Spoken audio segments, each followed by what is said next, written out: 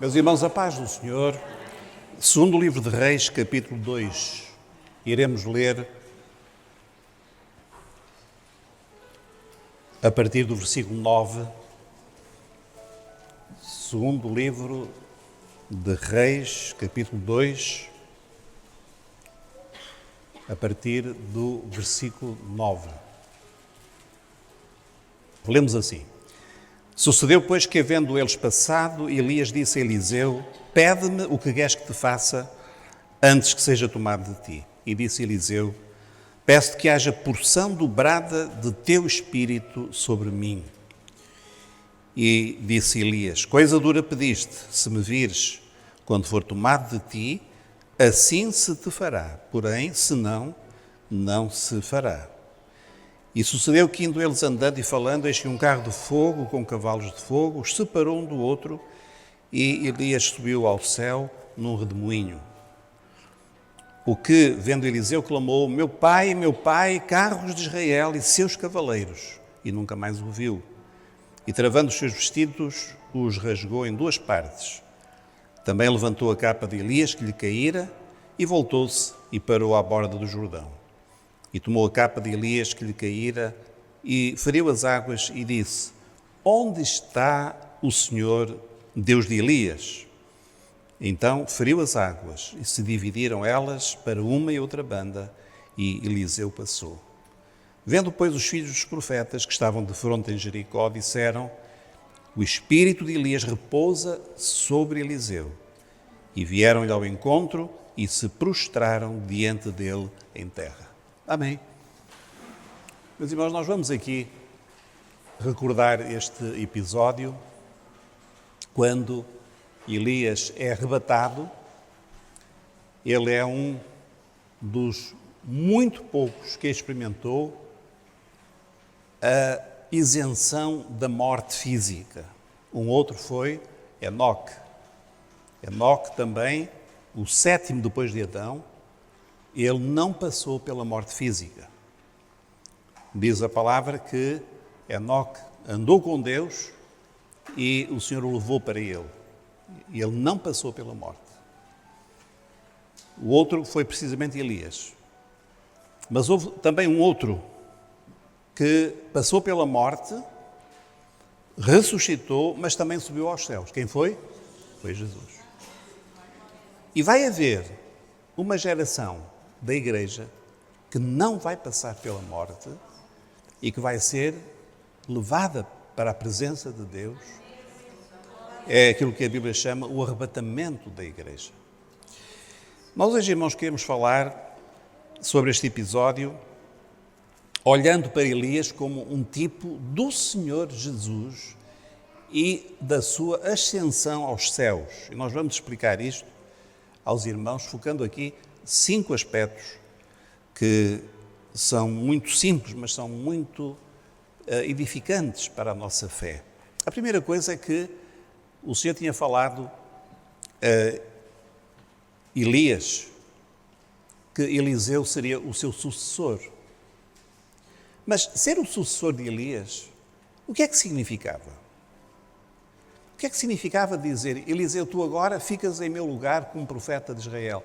Porque aquilo que caracterizava o profeta Elias era o seu poder, eram os sinais, era às vezes o saber coisas que seria impossível humanamente conhecer, e ele conhecia porque Deus lhe revelava.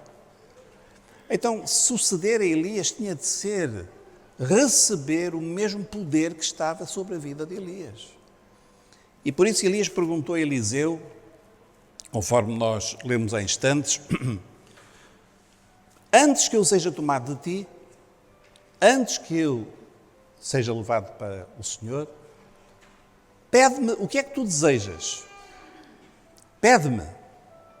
E é uma palavra interessante porque é assim uma questão muito aberta. Porque Elias não condicionou Eliseu a pedir um certo tipo de coisa ou até uma certa quantidade. Não, ele disse assim: pede-me o que queres que te faça, antes que seja tomado de ti. E Eliseu foi muito ousado. Ele foi um homem que, para nós até podíamos pensar, Será que ele não foi atrevido demais?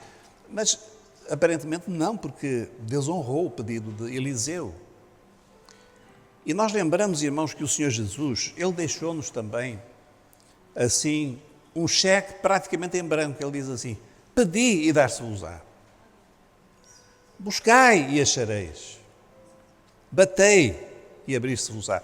E, meus irmãos, e nós, muitas vezes, nós limitamos muito aquilo que o Senhor deixou de uma forma tão extensa e tão ampla para nós pedirmos, para nós confiarmos nele, e nós hesitamos. Mas quando o Senhor falou pela boca de Eliseu, pede-me o que queres que eu te faça. Eliseu sabia que ele tinha que suceder ao profeta Elias. Ele disse: não, o que eu preciso não é mais nada, o que eu preciso é o teu poder. Mas mais do que o teu poder, ele disse: eu peço que haja uma porção dobrada do teu Espírito em mim.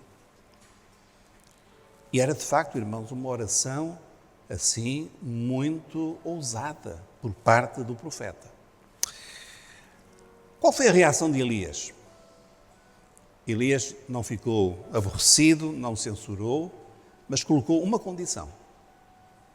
E a condição foi esta: coisa dura pediste, não foi fácil o que tu pediste, mas se me vires quando eu for tomado de ti, assim se te fará. Porém, se não, não se fará. Então havia ali uma condição: se Eliseu visse, se os seus olhos estivessem fixados em Elias, no momento em que Elias seria arrebatado, o pedido de Eliseu seria atendido. Mas por qualquer motivo Eliseu desviasse os seus olhos de Elias, ele não iria receber aquela bênção. Vocês não estão a entender? Foi um trato, foi um contrato muito simples que Elias estabeleceu com Eliseu. E nós vemos, irmãos, não é agora aqui o nosso propósito, que várias vezes Elias, ele provou a sinceridade de Eliseu, dizendo: Eliseu, fica-te aqui, não vais mais longe, fica-te aqui. Mas Eliseu continuou, e aconteceu aquilo que ele mais ansiava. Chegou a hora em que o Senhor chamou, arrebatou Elias. E Eliseu estava lá. Ele viu algo extraordinário. Ele viu Eliseu desaparecer nos céus. E nós vamos dar um salto no tempo e vamos lembrar-nos quando o Senhor Jesus estava a falar com os discípulos. E quando os discípulos estavam também, como Eliseu, pensando como é que nós vamos dar sequência à obra que Jesus começou. Como é que será possível? É impossível para nós.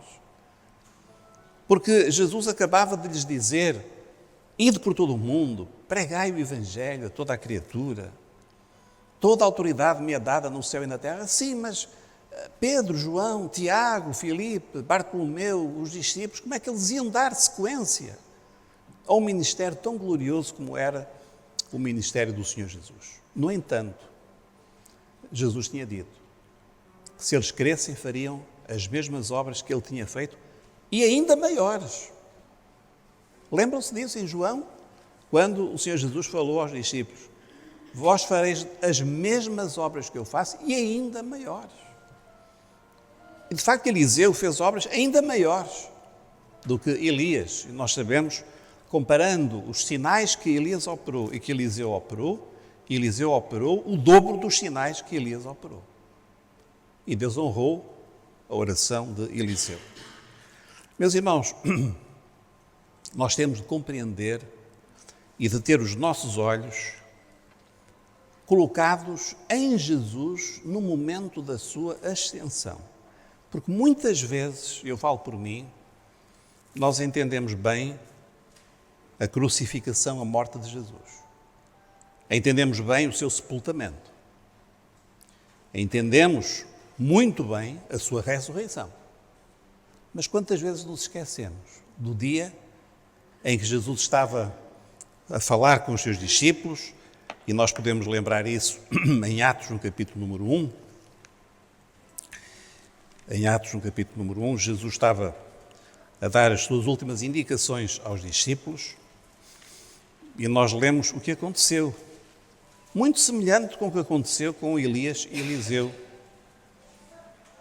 Nós lemos assim, no versículo número 8, ele diz: recebereis o poder do Espírito Santo que há de vir sobre vós, e ser-me-eis testemunhas, tanto em Jerusalém como em toda a Judeia e Samaria, e até aos confins da terra. E quando os discípulos estavam a olhar para Jesus, o que é que aconteceu? E quando dizia isto, vendo eles, foi elevado às alturas, e uma nuvem o recebeu, ocultando a seus olhos. Meus irmãos, porquê é que foi tão importante a ascensão de Jesus? Porquê? Há um outro texto que nós lemos assim: o Espírito Santo ainda não fora dado porque Jesus não tinha sido glorificado. O que é isto de Jesus ser glorificado? E nós temos, irmãos, de compreender bem algo que para nós é assim muito transcendente. Nós entendemos a ressurreição. Entendemos o que é a ressurreição. Um corpo que estava morto e que voltou a viver. Mas quando nós pensamos na glorificação de Jesus, é algo que está assim vedado aos nossos olhos.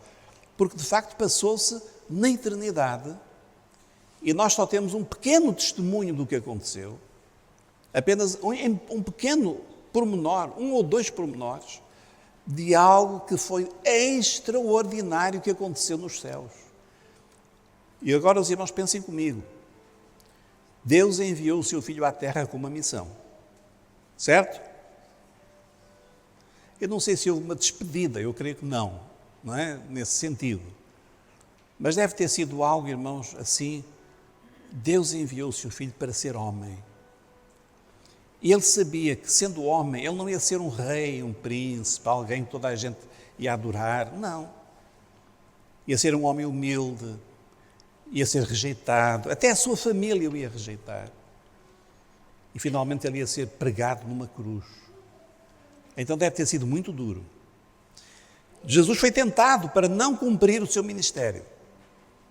Ele foi tentado várias vezes. Nós conhecemos 3 tentações, mas ele foi muitas vezes mais tentado do que essas 3 vezes. Para não continuar, mas ele continuou. E ele subiu à cruz. E ali, irmãos, foi feita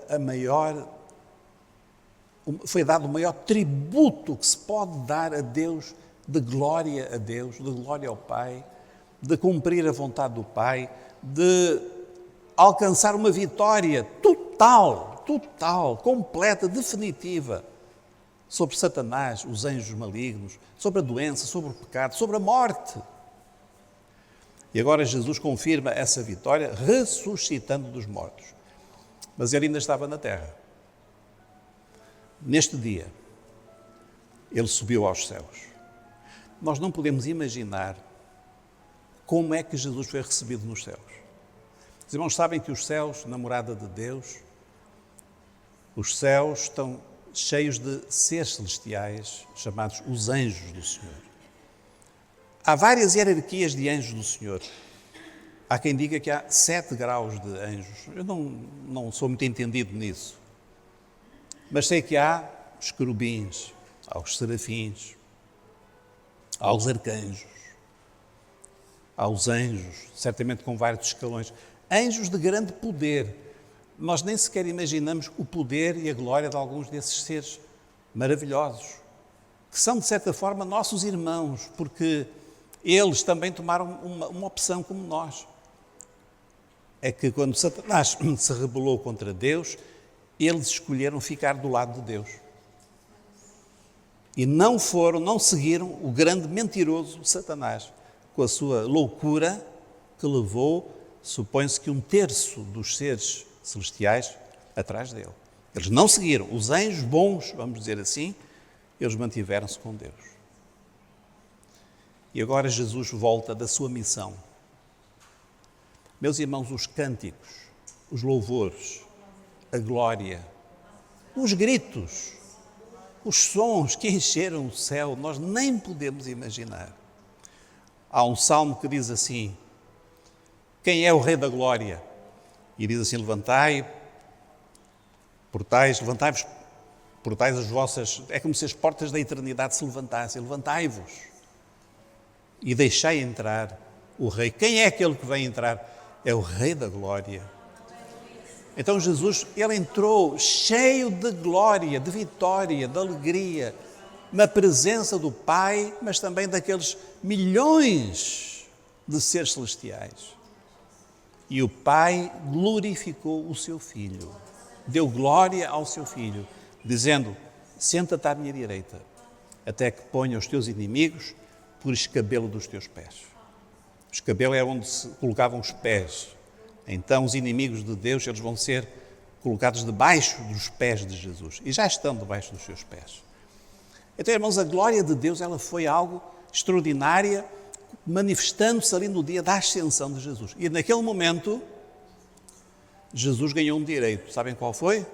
Derramar o Espírito Santo. A partir daquele momento, ele podia derramar o Espírito Santo. Irmãos, Elias, ele foi levado, mas ele não levou o manto dele com ele, repararam? Ele não levou. Nós lemos aqui que o manto de Elias, ou a capa de Elias, caiu dos seus ombros quando ele subiu aos céus.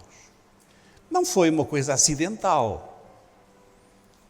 Não foi algo que, enfim, nós podemos imaginar que com o ímpeto, com a força da deslocação. Não. Foi algo intencional. Ele deixou o seu manto aqui na terra. E Eliseu, o que é que ele fez? Nós lemos o seguinte, que ele, ao ver o manto, ele pegou naquele manto. Meus irmãos, é isso que nós temos de entender. Jesus, ele subiu para o Pai, mas ele deixou um manto para nós, para a igreja. E esse manto é a sua unção. É o seu Espírito que agora ele derramou sobre toda a carne. Então, quando o Senhor nos manda fazer a obra dele, não é para fazermos com a nossa inteligência, a nossa eloquência, a nossa capacidade. Não. É para fazer com o manto que ele nos deixou. Se não estão a entender?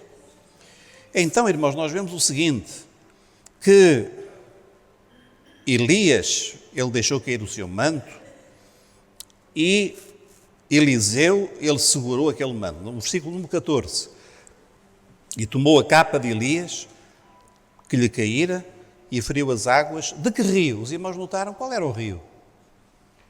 Era o rio Jordão. Este rio é muito importante, porque quando Israel entrou na terra prometida, eles tiveram que passar um rio. Qual foi o rio? O rio Jordão. Antes de entrar na terra da promessa, eles tiveram de passar por uma experiência, que foi o rio abriu-se e eles atravessaram a seco aquele rio. Meus irmãos, sabem que todos nós temos o nosso Jordão para passar? Todos nós temos o nosso Jordão. Todos nós temos de ter a fé suficiente para entrar numa terra que Deus nos prometeu, mas que nós vamos conquistar através de longas guerras, grandes batalhas, mas que o Senhor nos garante que nós seremos sempre vencedores se Ele estiver connosco. Agora, nós não podemos ir sem ser com o manto de Elias. E quando ele pega naquele manto e ele bate com o manto na água, aquele mar, aquela água, abre-se para ele passar. Isto significava o seguinte: o espírito de Elias estava sobre Eliseu. Mas antes disso, Eliseu fez uma coisa. Ele rasgou as suas próprias vestes. Então há aqui dois aspectos. Primeiro, ele rasgou as suas vestes, mas depois ele pegou no manto. E é isso, irmãos, que nós temos que fazer.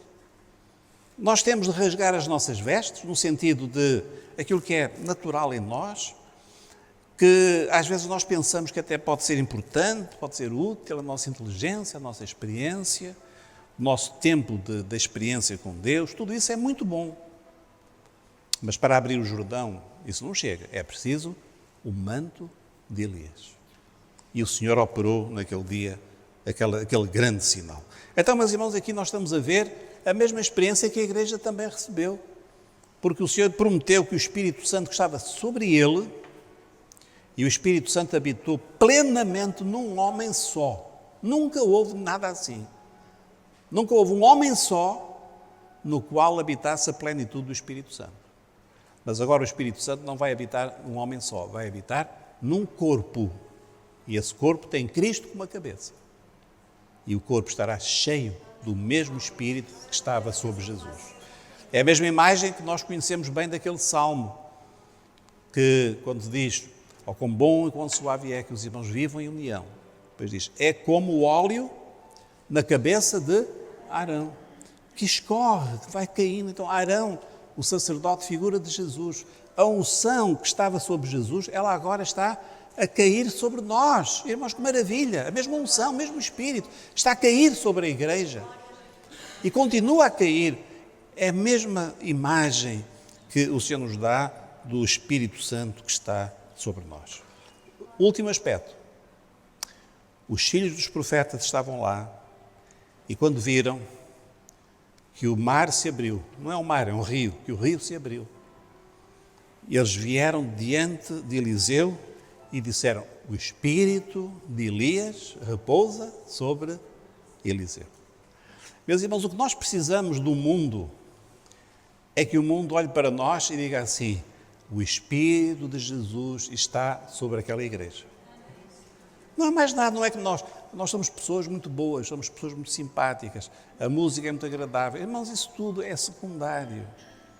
É tudo bom, mas é secundário. O importante é que as pessoas saibam o seguinte, o Espírito de Jesus está aqui neste lugar. É a mesma unção, é o mesmo manto, é o mesmo óleo.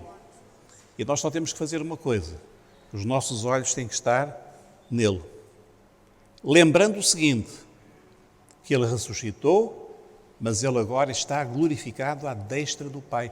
Irmãos, ele diz assim, todo o poder me foi dado no céu e na terra. Quem é que lhe deu o poder? O Pai. Então, a pessoa da Trindade, que neste momento tem todo o poder no céu e na terra, é Jesus, que é um homem.